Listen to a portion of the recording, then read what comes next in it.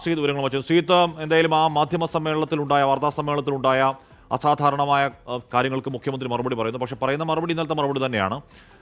ഏറ്റവും കാതലായ ചോദ്യം, SDPIയുടെ വർഗീയവാദികളെന്ന് CPM വിളിച്ചിരുന്ന SDPIയുടെ വോട്ട് വേണ്ടെന്ന് പറയാൻ തയ്യാറാകുമോ എന്ന ചോദ്യത്തിന് ഇതുവരെയും ഏതെങ്കിലും ഒരു CPM നേതാവ് ഇതുവരെ നേർക്കുനേർ അങ്ങനെ മറുപടി പറഞ്ഞിട്ടില്ല. ഈ വാർത്താ സമ്മേളനത്തിലും ആ മറുപടി ഉണ്ടായോ ശ്രീജിത്ത്?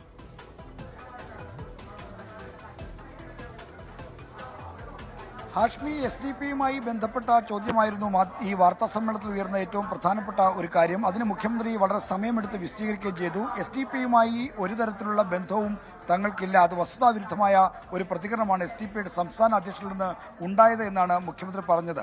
മാത്രമല്ല, പാർട്ടി എന്ന നിലയിൽ ഒരു തരത്തിലും SDPയോട് ബന്ധപ്പെട്ടിട്ടില്ല എന്ന കാര്യവും അദ്ദേഹം ചൂണ്ടിക്കാണിക്കുന്നു. മറ്റൊരു കാര്യം, കഴിഞ്ഞ തവണ SDPI നിയമത്തെ പിന്തുണച്ചാണ്.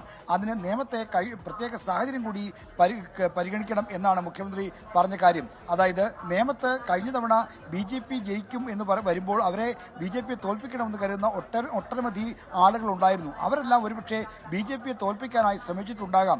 അതിനപ്പുറത്തേക്കുള്ള ഒരു സഹകരണമോ ബന്ധമോ ഉണ്ടായില്ല. ഭൂരിപക്ഷ ന്യൂനപക്ഷ വർഗീയതകളെ ഒരുപോലെ എതിർക്കുന്ന സമീപനം തന്നെയാണ് CPM വെച്ചു പുലർത്തുന്നത്. അക്കാര്യത്തിൽ ഒരു മാറ്റമില്ല എന്നാണ് മുഖ്യമന്ത്രി പറയുന്നത്. SDPയുടെ വോട്ട് വേണ്ട എന്ന ഒരു സമീപനത്തിലേക്ക് CPIയുടെ സംസ്ഥാന സെക്രട്ടറി ബിനോയ് വിശ്വം വന്നു.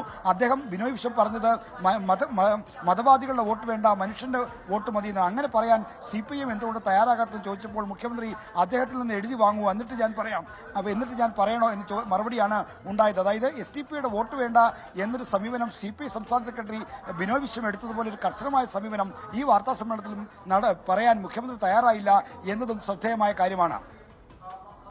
അത്രയും വിശദമായ മറുപടിയുടെ മുഖ്യമന്ത്രി മറുപടി പറയട്ടെ. പക്ഷേ വേണമെങ്കിൽ മുഖ്യമന്ത്രിയുടെ തനത് ശൈലിയിൽ ഒരു വർഗീയവാദിയുടെ വോട്ട് ഞങ്ങൾക്ക് വേണ്ട എന്നൊറ്റ വരിയിൽ തീരാവുന്ന കൺഫ്യൂഷനേ ഉള്ളൂ.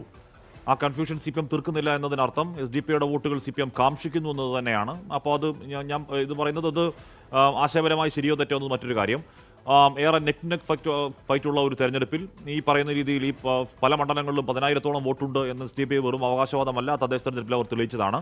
ആ വോട്ട് ഒരു നിർണായക ശക്തി അയക്കാം, ഒരു വോട്ട് സ്പ്ലിറ്ററോ വോട്ട് കട്ടറോ ആയി ജയപരാജയങ്ങൾ നിർണ്ണയിക്കാൻ കഴിവുള്ള ഒരു ശക്തി അയക്കാം എന്ന രാഷ്ട്രീയ യാഥാർത്ഥ്യം അവിടെ ഉണ്ട്, പ്രത്യയശാസ്ത്രം അവിടെ നിൽക്കുമ്പോഴും. ശ്രീജിത്ത്, ഹാഷ്മി, വർഗീയവാദികളുടെ വോട്ട് വേണ്ട എന്ന കർശനമായ സ്വരത്തിൽ നേരത്തെ പാർട്ടി സെക്രട്ടറി ആയിരിക്കുമ്പോഴും മുഖ്യമന്ത്രി ആയിരിക്കുമ്പോഴും നടത്തിയിട്ടുള്ള പ്രസ്താവന ഈ തെരഞ്ഞെടുപ്പ് ഘട്ടത്തിൽ ആവർത്തിക്കാൻ മുഖ്യമന്ത്രി പിണറായി വിജയൻ എന്തുകൊണ്ടോ തയ്യാറായില്ല എന്നതാണ് ഈ വാർത്താ സമ്മേളനം കഴിയുമ്പോൾ നമുക്ക് ചൂണ്ടിക്കാണിക്കാൻ കഴിയുന്ന കാര്യം. ന്യൂനപക്ഷ സംരക്ഷണം ഉറപ്പാക്കുന്ന നടപടികളാണ് LDF എല്ലാ കാലത്തും സ്വീകരിച്ചത്. ഞങ്ങളെ ഭൂരിപക്ഷ വർഗീയതയെ താലോലിക്കുന്നവരാണെന്ന് വരുത്തിയാൽ രാഷ്ട്രീയ ലാഭം ഉണ്ടാക്കാം എന്നാണ്